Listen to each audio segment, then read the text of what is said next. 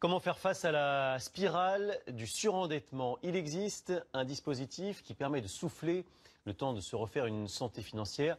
Mais il y a une condition, il faut être propriétaire de son logement qui est mis en quelque sorte en gage. On appelle ça le portage immobilier.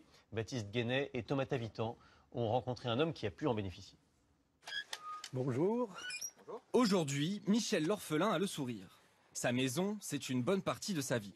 Sa femme et lui y avaient même entrepris de coûteux travaux. Cette véranda n'a pas été construite pour qu'avec mon épouse, nous passions une retraite tranquille, heureuse. 2 mois après le début de leur retraite, Maryse, sa femme, tombe gravement malade. Michel n'a plus de trésorerie. Pour payer les soins, il emprunte auprès d'organismes de crédit. Lorsque Maryse décède, il a accumulé 70 000 € de dettes. Il est fiché à la Banque de France. Quand vous avez un fichage, vous ne pouvez plus accéder à un autre crédit. J'avais un besoin temporaire de fonds. Je ne pouvais pas attendre parce que j'avais des dettes, mais j'avais les moyens de régler. Car Michel possède un patrimoine et attend un héritage. Mais l'argent n'est pas disponible. La solution à son problème, il la trouve sur Internet via une plateforme de portage immobilier solidaire. Le principe, le propriétaire surendetté vend sa maison à un ou plusieurs investisseurs. L'argent de la vente lui permet de rembourser ses dettes tout en restant chez lui.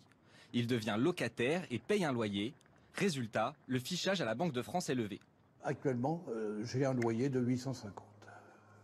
Et auparavant, j'avais des remboursements de l'ordre de 1 300 €. Michel a 5 ans pour racheter sa maison au prix de vente initiale. Elle en est où cette nouvelle plateforme? Christian Lachaud met en relation investisseurs et propriétaires. Des dossiers comme celui de Michel, il en reçoit une quarantaine chaque jour. Seuls 4 d'entre eux sont éligibles au portage immobilier, un chiffre qui s'explique par les conditions drastiques de sélection.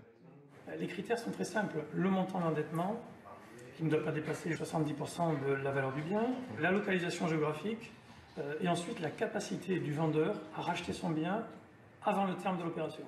Investisseur depuis 15 ans, Guillaume Gau a découvert le principe il y a peu.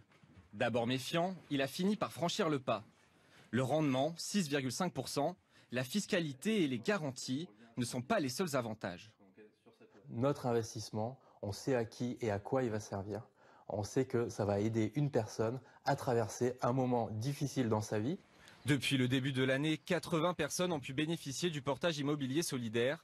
80 personnes qui, comme Michel, restent chez elles.